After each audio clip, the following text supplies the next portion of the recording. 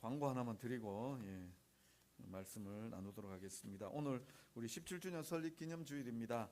나가실 때 우리 준비되어진 선물들 받아 가시고 한 가정당 한 개씩 가져가시면 됩니다.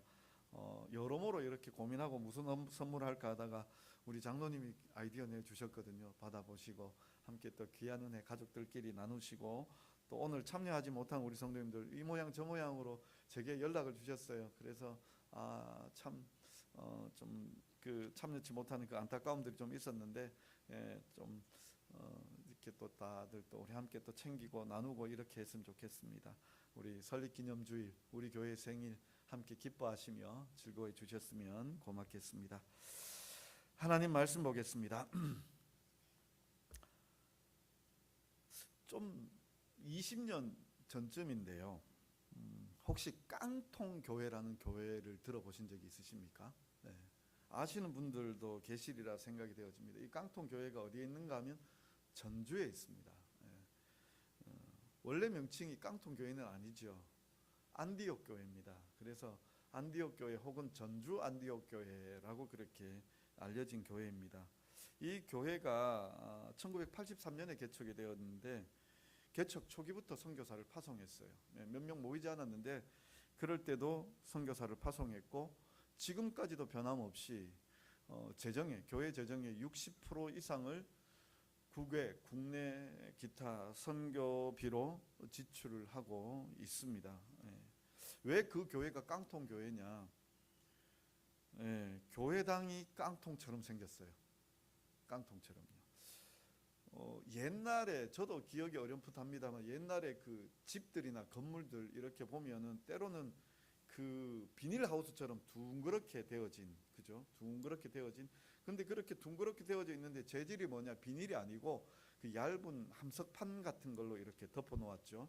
그리고 그것만 덮어 놓으면 뜨거워서 못 있으니까 거기에다가 콜타르 같은 거 발라서 이렇게 이제 덮어 놓은, 멀리서 보면 그야말로 이렇게 깡통을 이렇게 반 잘라서 엎어 놓은 것 같은 거, 비닐하우스처럼 생겼다고 생각하시면 돼요. 그 교회가 왜 그런 교회를 지었느냐?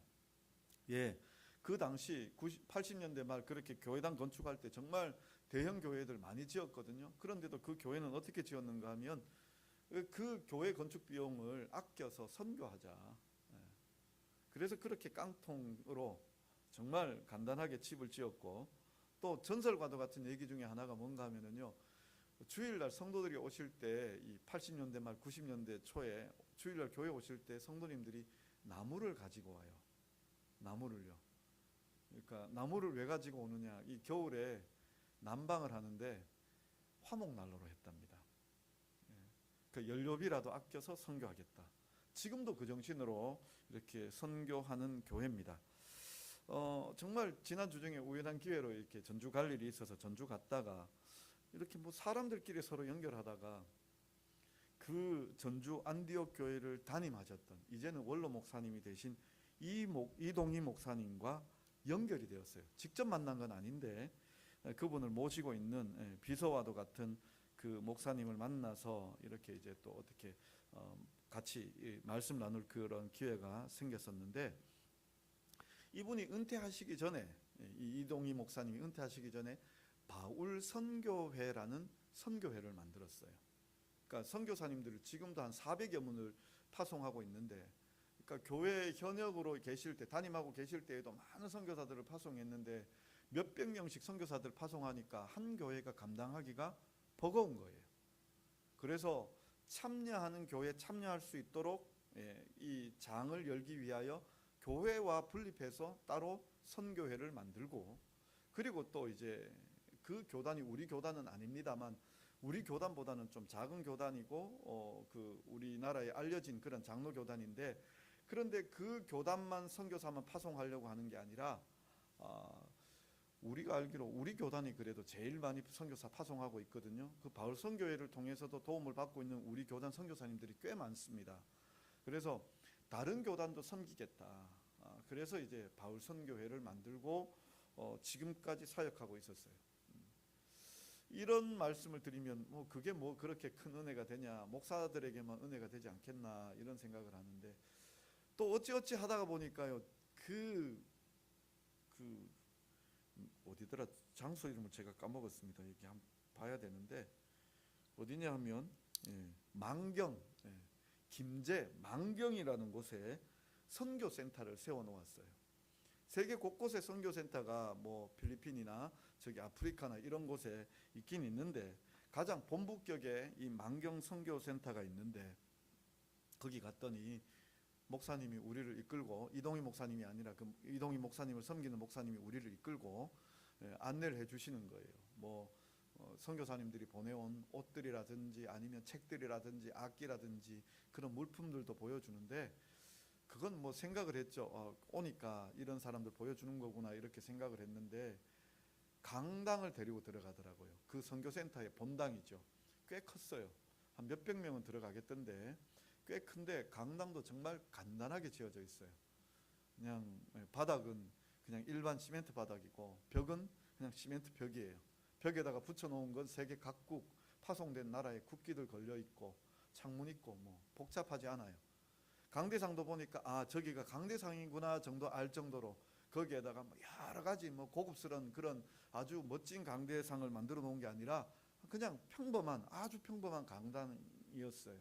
근데 그걸 보여주려고 하는 게 아니라 그 목사님이 갑자기 우리 일행들을 좀 조용히 해 보시라고 그렇게 조용히를 시키는 거예요. 그래서 우리가 말을 멈추고 대화를 멈추고 이렇게 들으니까 기도 소리가 들리는 거예요. 그 강대상 옆에 기도실이 있는데 거기에서 통성 기도하고 있는 거예요. 한 분이 계속해서 통성 기도하고 있는 거예요. 이 센터는 기도하는 센터입니다. 24시간 기도 체인이 끊어지지 않습니다 라고 이야기하시더라고요. 그러면서 그 이동희 목사님, 그 전도 안디옥 교회를 개척하고 그렇게 깡통교회라는 별칭까지 얻게 하신 그 목사님이 원래 89이신데 밤 11시부터 새벽 3시까지 매일 기도하신다는 거예요. 그래서 외부 출타라든지 그분의 인지도면 어디 가서든지 부흥회를 이끌고 또 아니면 어디 가서든지 말씀을 전하실 텐데 그 기도 안 놓기 위하여 다른 일정들을 다 안 하신다는 거예요. 굉장히 수도사적인 그런 삶을 사신다 하시면서 지금도 여전히 밤 11시부터 새벽 3시까지, 그리고 우리를 가이드해 주시던 그 목사님은 자기 당번은 오전 9시부터 11시까지 무조건 사역자들이 계속해서 들어가서 그렇게 기도하신다라고 그렇게 말씀을 해 주었습니다. 그러면서요, 그 8월 달에 선교사님들 한 450분 부부와 가족들을 전 세계에 있는 분들을 초청했대요. 그 비행기 비용만 얼마가 들었는가 하면 5억 정도의 비용이 들었답니다. 근데 그 사역자들이나 또 그 선교센터의 모습을 보면 세련된 것, 화려한 건 전혀 없어요. 저기서 어떻게 5억이 나왔을까? 그분의 말씀이 그거예요. 우리는 심부름꾼입니다. 하나님께서 하라 하시니까 했던 거고 하나님께서 주시니까 할 수 있었던 거고 그것뿐이라고, 우린 저렇게 기도할 뿐이라고 그렇게 이야기하는 말씀을 들으면서 정말 제가 그렇게 우연찮게 만났는데 가슴이 뜨거워지는 그런 귀한 경험을 했었습니다. 참 그런 면에서 우리가 갑자기 이런 생각이 들었어요. 우리 교회는 어떤 교회인가? 우리 교회는 어떤 교회가 되어야 할 것인가? 뭐 아시다시피 제가 여러 번 한번 설명을 드렸지만 서울에 있는 광염교회 같은 경우는 그 큰 교회가 정말 얼마간의 금액을 남겨놓지 않고는 매주마다 구제비로 계속 지출하고 있고, 또 어떤 교회는 정말 하나님의 말씀을 가지고 제자 훈련하고 그렇게 세워져 가는 교회가 있고, 또 어떤 교회는 그 30개의 개척교회, 분립 개척을 이루는 교회도 있고, 그렇게 되어질 때 우리 교회는 어떤 교회가 되어져야 하는가? 이 설립 기념주일에 우리가 좀 한번 생각해 봐야 되겠다, 이런 생각이 들었었습니다. 참 우리가 꿈을 꿀 때 우리를 위해서 꿈을 꾸면은요, 다들 우리 자신들을 위해서 이렇게 일을 하고자 하고 우리 자신들이 먼저라고 이렇게 생각이 되어지는데, 우리만 생각하면은요 우리의 생각들이 좁아져요. 근데 우리의 생각을 조금만 넓히면 우리 할 일들은 정말 많이 보여집니다. 어떤 목사님이 헌신 예배를 가시면 그 헌신 예배 설교를 시작하면서 그 교회 성도들에게 이런 질문을 드린답니다. 만약 매일 100만 원씩 생기고 그것을 다 써야 한다면 다 쓰실 수 있겠습니까? 매일 100만 원씩 준다면, 그걸 다 쓰라고 한다면 매일 쓰실 수 있겠냐고. 그러면 우리는 그 정도는 쓸 수 있겠다라고 생각이 들기도 하지요. 많으면 많을수록 좋다라고 생각이 드시기도 하실 것입니다. 그런데 정말 그럴까요? 뭐 조금 더 해서요. 매일 우리가 뭐 1,000만 원씩 생겨서 그걸 다 써야 한다. 매일 쓰실 수 있을까요? 쓰다가 보면 지치지 않을까요? 네. 근데 거기에요, 우리의 이 묘한 이 생각의 차이가 하나 있습니다. 우리는 우리를 위해서 쓰려고 하니까 못 쓰는 거예요. 이 목사님이 여느 때와 같이 다른 교회에 가서 이 질문을 던졌답니다. 성도님들에게 매일 100만 원씩 드리면 이걸 다 매일매일 쓰실 수 있겠습니까? 사람들이 흐뭇하게 그런 행복한 상상을 해보잖아요. 그러다가 조금 더 생각해보면 야, 그거 쉽지 않겠다 이 생각 들잖아요. 그래서 선뜻 대답 못 하잖아요. 그런데 그 교회 목사님 아들이 저는 쓸 수 있겠습니다라고 그렇게 손을 든 거예요. 너 어떻게 쓸 거냐 그러니까요. 일단 목사님을 위해서, 어머니를 위해서, 그러니까 아버지를 위해서, 어머니를 위해서 뭐 해드리고, 순서가 쫙 나오는 거예요. 그 다음에 장로님, 권사님 뭐 쭉 나오는 거예요. 그러니까 그 읽고 있는 내용들을 쭉 들어보니까 목사님이 정말 그 선교 헌신 예배 드리러, 선교가 아니라 헌신 예배 드리러 갔다가 그 정말 헌신 예배의 그 주제를 시작할 수 있는 꼬투리를 정확하게 잡은 거예요. 지금까지 다니면서 이 정답을 얘기한 사람은 없었다라고 이야기하면서 그 아들을 칭찬을 했는데, 뭐라고 칭찬을 했는가, 또 그리고 뭘 설명하고자 했는가 하면요, 사람들이 자기를 위해서 쓰려고 하면 그 돈은요 얼마 쓰지 못해요. 자기만을 위해서 쓰려고 하면. 근데 우리 생각이 그런 거잖아요. 내가 그 매일 돈을 받아서 그걸 매일 나를 위해서 쓰려고만 생각을 하는데, 이 돈을 남을 위해서 쓰려고 하면 계속해서 쓸 수 있어요. 계속해서. 오늘은 누구와 함께하며 어떤 도움을 주고, 오늘은 누구와 함께 어떤 도움을 주고. 우리의 이 기도나 우리의 생각이나 우리의 모든 것들이 우리의 관점으로 돌아오면, 우리 생각으로만 돌아오면 우리는 참 폭이 좁아져요. 그런데 이게 넓어지면 우리의 눈을 들어 내가 아니라 우리 주위를 돌아보면 우리는 정말 많은 것들을 찾을 수 있을 거예요. 예를 들어 기도도 마찬가지예요. 기도도 나 자신만을 위해서 기도하다가 보면은요, 나 자신 조금 넓어서 우리 가족, 또 그리고 내가 안고 있는 여러 요 바운더리를 보고 여기만을 위해서 기도하고 있으면 우리의 기도는 그야말로 10분을 넘어서지 못해요. 그런데 우리의 바운더리가 넓어지면서 나 자신이 아니라 우리 가족, 우리 교회, 우리 성도들 이 점점 넓어지고, 또 그 외에도 우리가 생각나는 사람들이 이렇게 쭉 기도하다가 보면요, 기도가 풍성해집니다. 저도 최근 들어 이렇게 더 기도의 시간들을 더 많이 가지고 있지만, 예전 같으면 제게서 출발을 했거든요. 하나님 저에게 이런 은혜 주시고, 우리 교회 은혜 주시고, 이렇게 시작을 하고, 우리 가족 은혜 주시고 이렇게 했는데, 일단 제 기도하는 순서가 시작을 하겠죠. 시작을 하고 난 다음에 이제 기도하는 순서가 긴급한 분들이 계십니다. 그러니까 지금도 이제 병원 중에 계시는 분도 계시고, 긴급하게 수술 받으시는 분도 계시고, 수술에 회복 받으시는 분도 계시고, 그래서 그런 분들, 긴급한 기도가 필요한 사람들, 그 사람들 위해서 기도하고, 또 우리 교회 전체적인 기도하고, 그 다음에 이제 우리 성도님들, 장로님부터 해서 어린아이에 이르기까지 한 사람 한 사람 이름 불러가며 기도하고, 또 그 외에도 여러 가지 선교사님들이라든지 우리 교회 사역들이라든지 이런 것들 기도하고, 맨 끝에쯤 가서 이제 우리 가족 기도하고, 저를 위해서 조금 더 기도하고, 또 그 다음 잠시 말씀 묵상하고 이러다가 보면 3, 40분은 그냥 시간이 지나가요. 그냥. 저는 전에 진짜 저 혼자 이제 새벽 기도 하지만, 새벽 기도 할 때는요 그만한 기도의 풍성함들이 없었어요. 그런데 제 기도의 영역들이 주위를 돌아보기 시작하니까 풍성해지더라고요. 자, 그런 관점을 가지고 이제 오늘 말씀을 한번 보면은요, 제가 이건 말씀을 많이 줄였어요. 한 부분만 읽었는데 어디부터 보셔야 되는가 하면 11절부터 보셔야 돼요. 누가복음 15장 11절부터 보시면 너무나 잘 아는 비유죠. 두 아들의 비유입니다. 그죠? 아버지와 두 아들. 예, 아버지와 두 아들. 근데 아버지가 부자예요. 아버지가 부자인데 그 중에 작은 아들이 아버지에게 와서 아버지 내게 재산 주십시오. 유산 주십시오. 그래서 아버지에게서 자기의 몫의 유산을 받아서 먼 나라로 가버렸습니다. 그리고 그곳에서 여기 방탕하게 재산을 낭비해 버렸습니다. 방탕하게 그 재산을 낭비해 버렸습니다. 그렇게 낭비하고 고생하다가 내가 아버지 집에 돌아와야 되겠다 해서 돌아왔습니다. 근데 아버지는 어떻게 하는가 하면 그를 반겨 맞이하며 잔치를 열어 주었습니다. 잔치를 열어 주었는데 이제 오늘 우리가 읽은 이 부분은 뭐냐? 이제 큰아들이 집으로 돌아오는데 집에 다 와가는데 잔치가 벌어진 거예요.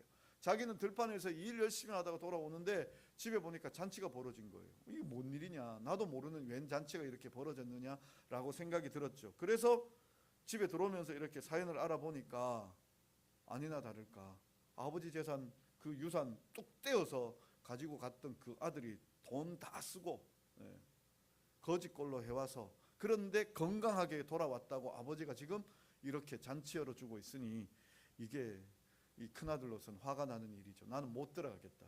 근데 그 소식을 또 아버지가 듣고 와서 아버지에게 얘기하죠. 이게 다 네 거 아니냐. 이게 다 네 거 아니냐라고 그렇게 이야기하는 이 내용들입니다. 제가 무슨 말을 드리고 싶은가 하면은요. 이 두 아들 다 나빠요. 맞죠? 두 아들 다 나빠요. 우리가 이 성경을 보면서 우리가 늘 느끼는 게 뭐냐면 제일 첫 번째는 그겁니다. 아버지가 용서하시는 아버지예요. 허랑방탕하게 모든 재산 낭비하고 돌아온 이 아들을 맞아주는 참 너그러운 사랑 많으신 그 아버지라는 것을 우리가 생각하게 되어지죠. 그래서 우리가 이런 면에서 보면 우리를 정말 구원하시기 위하여 모든 것을 내어주신 그 하나님의 그 사랑을 우리가 새삼 깨닫게 되어지죠. 근데 문제는 여기다가 큰아들의 이야기를 달아놨다는 거예요. 큰아들의 이야기. 큰아들은 아버지하고 같이 있었죠. 같이 있었는데 그가 이런 불평하죠. 아버지는 나를 위해서 염소 한 마리 안 잡아주시더니 저 재산 다 낭비해버린 아들 위해서는 저렇게 또 잔치를 열어서 기뻐하고 있으니 참 나 힘 빠집니다 이거죠. 맥 빠집니다 이거죠. 근데 이 두 아들이 다 아버지의 마음을 모르는 아들이에요. 두 아들이 다. 첫 번째 아들은 말할 필요가 없죠. 이 재산 달라고 해서 작은 아들이죠. 이 아들은 말할 필요가 없죠. 이 아들은 아버지에게 그야말로 대못 박은 거죠. 아버지 유산 주십시오. 아버지 거 내 거 아닙니까? 내 거 주세요. 근데 가만히 생각해 보십시오. 그거 자기 겁니까? 아버지 겁니까? 아버지 거죠. 그런데도 마치 자기 것인 양 달라고 빼앗아가는 거죠. 근데 아버지가 줘요. 그리고 그걸 가지고 가서 잘 썼느냐? 자기 위해서만 썼어요. 자기 위해서만. 자기 마음대로 자기 위해서만 쓰다가 다 써버리고 다 낭비해버리고 그리고 돌아왔어요. 아버지 마음을 굉장히 아프게 하는 그 아들이죠. 큰아들 마찬가지입니다. 큰아들은 어떠한가 하면은요. 아버지 곁에 있었어요. 그런데 아버지를 위해서 일을 하는데요. 아버지가 오늘 우리에게 얘기해 주는 게 있죠. 너는 내 것이 모든 것이라고 얘기하는데 그 아버지가 이 아들을 보호하고 지켜주고 있었어요. 아버지 그늘 아래 보호하고 지킴을 받고 돌봄을 받고 있는 이 아들인데도 불구하고 그는 뭐라고 이야기하는가 하면 아버지가 내한테 해준 게 뭐가 있어요. 하나들은 아버지에게서 이거 주세요 하고 그냥 딱 빼앗아 가버렸고 하나들은 아버지가 내한테 해준 게 뭐 있어요. 나는 아버지 위해서 했는데 아버지는 내게 해준 게 뭐가 있어요 라고 그렇게 이야기하고 있는 거예요. 참 만약 이 아버지가 진짜 실제 이런 아버지가 있다면 정말 그 아버지 소망 없을 것 같아요. 하나는 아버지인데 와서 빼앗아 갖고는 가갖고 지멋대로 써버리고 하나는 그걸 뭐 해준 게 뭐 있냐고 먹여주고 재워주고 돌보고 그리고 뭐 구하기만 하면 줄 텐데 근데 그런 것 없이 그냥 일꾼처럼 일하다가 이제 와서는 아버지가 대체 나한테 해준 게 뭐 있냐고 그렇게 달려들고 있으니까 참 아버지는 하리라 생각이 되어집니다. 이걸요 영적으로 이런 생각을 한번 해봤습니다. 어떤 생각인가 하면, 작은 아들은 아버지에게 유산 달라 해서 가지고 가서 써버린 작은 아들은 그야말로 아버지 것을 자기만을 위해서, 자기를 위해서만 써버렸어요. 이걸 뭐라고 표현하는가 하면 성경에서는 허랑방탕 낭비라고 표현을 했어요. 큰아들은 뭐냐면 하나님의 돌보심을 경험하고도, 또 그리고 하나님께서 이것이 다 네 것이라고 이야기하고 있는데 뭐 하고 있는가 하면 그걸 누려보질 못했어요. 우리는 영적으로 어떤 사람일까요? 우리는요, 하나님께 우리가 하나님의 은사 달라고 얘기하고 있고, 하나님 이것 주세요 저것 주세요 하고 얘기하고 있고, 그래서 그걸 받았어요. 하나님 앞에 받았어요. 그리고는 누굴 위해서 쓰고 있습니까? 자기만을 위해서 쓰고 있다. 그건 여기 작은 아들, 낭비하는 아들이에요. 하나님 곁에 있어요. 하나님께서 돌보시고 보호하시고 그 지키시고 인도하시는 것을 날마다 경험하고 있어요. 그런데 아버지께 구하지 않아요.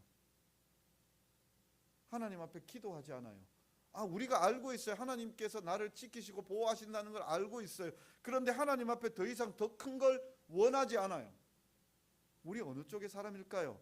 하나님 거 받아서 멋대로 써버리는 사람일까요? 아니면 하나님 앞에 구하지 않는 어리석음을 가진 그런 그 아들일까요? 어느 쪽일까요? 참, 우리는 때로는 이쪽 편에 속하기도 하고 때로는 또 이쪽 편에 속하기도 해서, 어떨 때는 보면 좀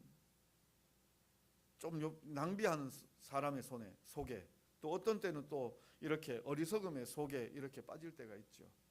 근데 저는 우리 성도님들이 이렇게 생각해 보면서 제 자신부터요, 우리가 하나님 앞에 정말 많이 구했었는가 싶은 생각이 드는 거예요. 하나님 앞에 정말 간절하게 구하며 그 은혜를 경험하고 있는가. 요즘 제가 계속해서 설교를 드리면서 우리 성도님들에게 하나님 경험하고 계십니까? 하나님 만나고 계십니까? 이 말씀 드리고 있잖아요. 최근에 기도하시면서 하나님의 은혜를 경험하신 것이 있으십니까? 다시 말하자면 아버지의 인도와 보호를 경험하고 있는 그 아들이 아버지에게 와서, 아버지 나도 오늘 우리 친구들과 잔치하게 염소 좀 보내주세요. 그래서 아버지를 경험하는 그 사건들이 내게 지금 있습니까? 한국 교회가 왜 어려졌을까요? 왜 전도가 안 되어질까요? 경험들이 사라져 버렸으니까요. 하나님을 만나지 못하고 있으니까요. 그저 하나님 우리를 인도해 주신다, 하나님이 우리를 보호해 주신다, 이건 다 알아요. 그래서 어찌 보면 이건 후기 기독교 사회라고 이야기할 수 있죠. 하나님이 이미 우리 문화 속에 있는 거예요. 가스펠 한번 보십시오. 가스펠 부르는 가수들이 정말 많습니다. 그리고요, 가스펠도 정말요 많은 그 음반 판매량을 가지고 있고, 일반 음반 회사들이 가스펠 그 음원들 판매하려고 굉장히 눈독 들이고 있습니다. 이미 우리나라요 기독교 문화가 한켠에 자리 잡고 있습니다. 드라마 보시면은요 목사가 나오기도 하고요, 물론 뭐 거기에 보면 나쁜 목사도 나오고 뭐 이런저런 목사들도 나오고 뭐 목사가 나오고 장로가 나오고, 예. 이미 그 뭐라 그래야 될까요? 사회 안에 딱 그런 자리 잡혀져 있습니다. 그런데 복음은 전해지고 있습니까? 지금 이렇게 자리 잡혀져 있는데 복음이 살아 역사하는 걸 경험하고 계십니까? 없더라고요. 교회들이 왜 전도가 안 되는가 하면은요, 복음을 경험하지 못하니까요. 제가 그 답사를 다녀왔거든요. 최근에 답사를 다녀왔는데, 그 답사 다녀오면서 다른 목사님들과 이렇게 가면서 여기 가봅시다라고 해서 이제 제가 데리고 간 데가 있어요. 그래서 그곳을 살펴보더니 야 진짜 우리나라에 이런 데 있었냐 그러면서 막 좋아하셨어요. 근데 그분이 그 답사를 끝내면서 돌아오면서 제게 하는 말 중에 하나가 제 마음을 정말 꼭 찔렀는데, 뭔가 하면은요, 야 우리는 다들 자기 경험한 데 데리고 간다, 그죠? 그러면서 그렇게 얘기하더라고요. 자기 경험한 데. 내가 가보고 좋았던 데를 우리 목사님들하고 같이 가보는 거잖아요. 내가 가보니까 좋았었던 것. 그러니까 지금 왜 복음 증거가 안 되어지는가 하면은요, 하나님을 경험하지 못하고 있으니까요. 내가 기도하고 응답받고 그 하나님 살아계심을 매일마다 경험하게 되어지면 그걸 어떻게 전달 안 하겠습니까? 하나님 살아계십니다. 하나님 역사하고 계십니다. 기도하면 응답받습니다. 기도하면 우리의 문제들이 해결받습니다. 이걸 경험한 사람들이 어찌 가만히 있겠습니까? 계속해서 전하는 거죠. 지금 왜 이 시대가 이렇게 되었는가라고 얘기할 때 하나님 경험하지 못하고 살기 때문에. 지금 우리 청년들이요, 청소년들 복음화율이 3.5%밖에 안 되죠. 이건 지난번에도 한번 말씀드렸다시피 이건 미전도 종족의 프로테지입니다. 이미 우리나라 그렇게 젊은이들은 미전도 종족이 되어져 있습니다. 왜 그런 일이 벌어졌을까요? 장년들이 하나님을 경험하고 있지 못하기 때문에. 그저 하나님의 인도와 보호를 압니다. 하나님 우리가 잘 알고 있습니다. 여기에만 그쳐 있으니까요. 하나님께서 말씀하시는데 이게 다 네 거야, 네가 달라 하면 다 줄 거야 라고 그렇게 하나님께서 준비하고 계신데도 불구하고 우리는 안 구했거든요. 하나님 그저 우리 이끌어 주시고 우리 보호해 주시고 그냥 여기 이렇게 잘 살게만 해주세요. 여기에서 그쳤었거든요. 더 강력한 기도들, 더 강력한 원함들이 없었기 때문에. 그럼 왜 우리의 더 강력한 소원들이 없었을까요? 나만 보고 있었기 때문에요. 나만요. 우리 이웃을 바라보지 못하고 세계를 바라보지 못하고 있으니까요. 나만 보고 있었기 때문에요. 우리 자신만 보고 있었기 때문에요.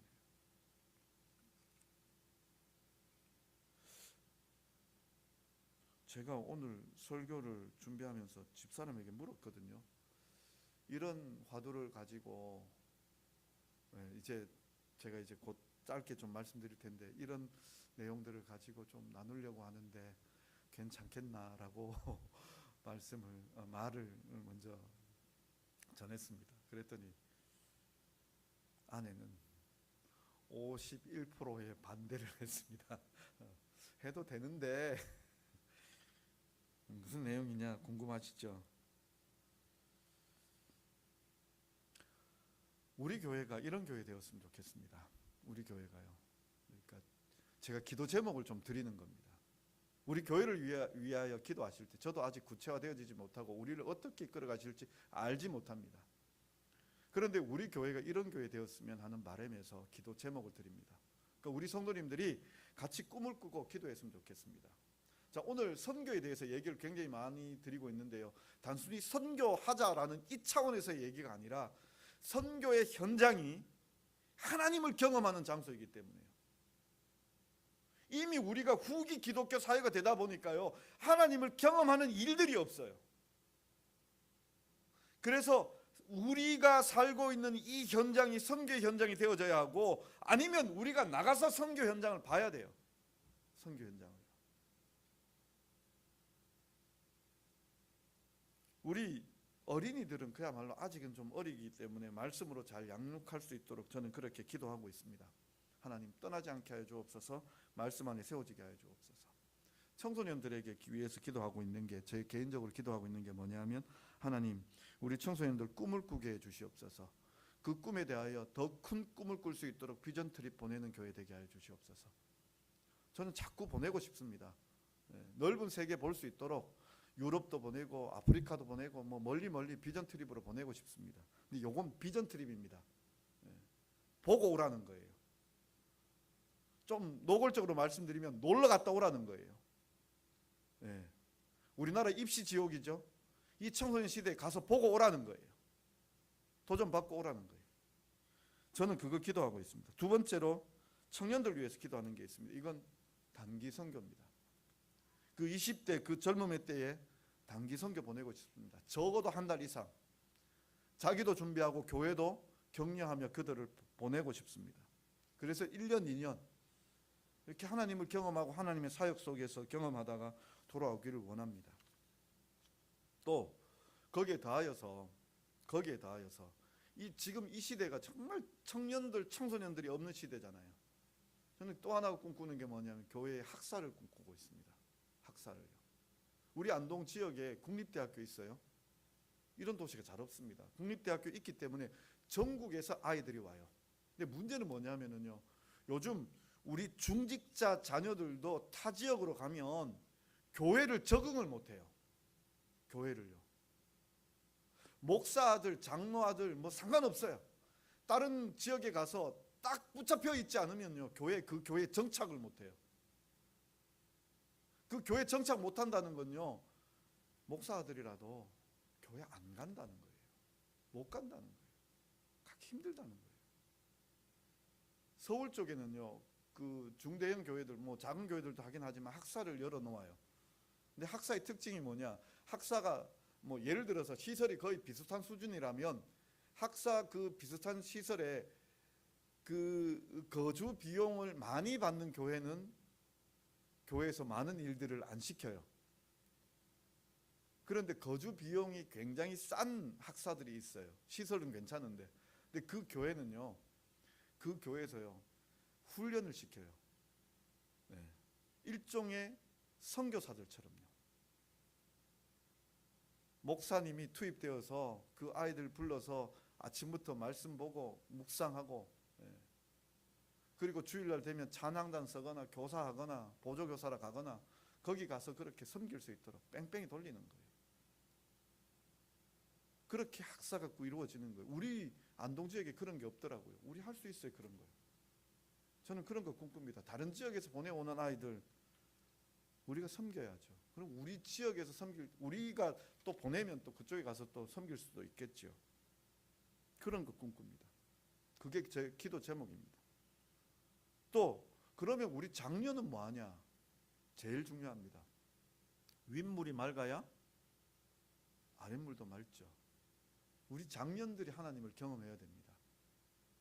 여기서 전도하며 경험하지 못하고 기도하며 경험하지 못하면 우리도 나가야 됩니다. 우리도 우리가 후원하고 있는 지역으로 가서 봐야 됩니다. 저는 정말 제 마음에 지난 우리 그 6월인가요? 우리 키르키즈에서 왔다 가셨죠. 올해 왔다 가셨죠, 그죠? 김창석 선교사님 들으면서 저도 처음 뵀던 분이에요. 처음 뵀던 분인데 정말 제 마음에 하나님 보내주십시오라고 그렇게 기도하고 있어요. 가서 보고 싶어요.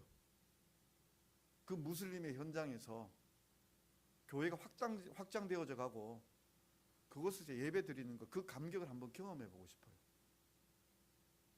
제 개인적인 그 어떤 선교에 대한 그 뭐 선교지 방문은 없었지만 제 마음에 있는 게 하나 있어요. 그게 뭔가 하면은요, 예전에 섬겼던 교회, 그 교회에는요 중국인들 교회가 교회 속에 있었어요. 완전히 분립되어진 교회는 아니었는데 세례를 누가 줬는가 하면은 우리 담임 목사님이 직접 세례를 줬었어요. 중국인들.